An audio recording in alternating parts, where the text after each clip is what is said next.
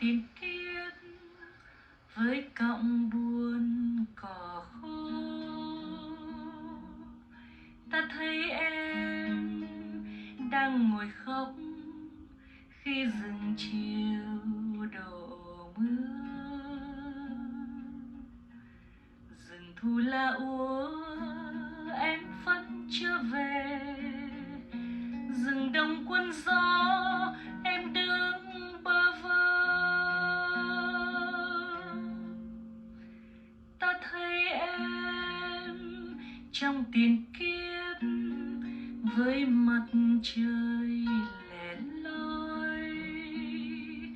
Ta thấy em đang ngồi hát khi rừng về nhiều mây.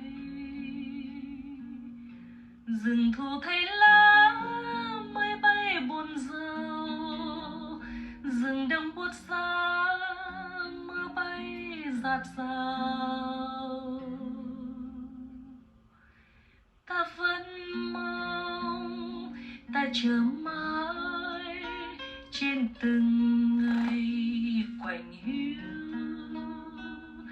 Ta vẫn mong em về đây cho đời bay cuộc vui.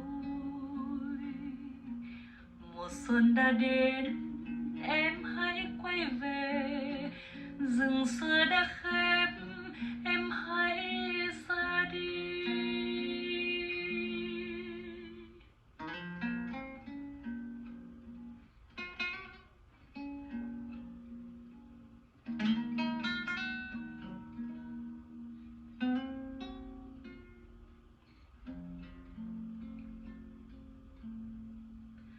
Ta thấy em trong tiền kiếp với cọng buồn cỏ khô.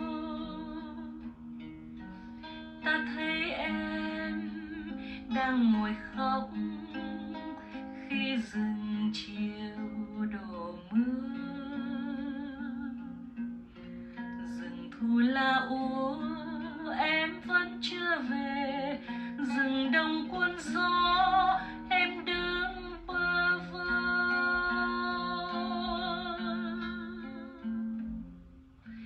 Ta thấy em trong tiền kiếp với mặt trời lẻ loi. Ta thấy em đang ngồi hát khi rừng về nhiều mây. Rừng thu thấy lá mây bay buồn rầu, rừng đông buốt giá mưa bay rạt rào. Ta vẫn mong, ta chờ mãi trên từng ngày quạnh hiu. Ta vẫn mong em về đây cho đời bay cuộc vui.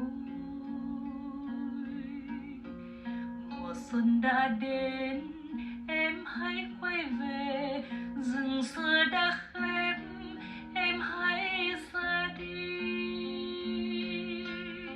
Rừng xưa đã khép, rừng xưa đã khép.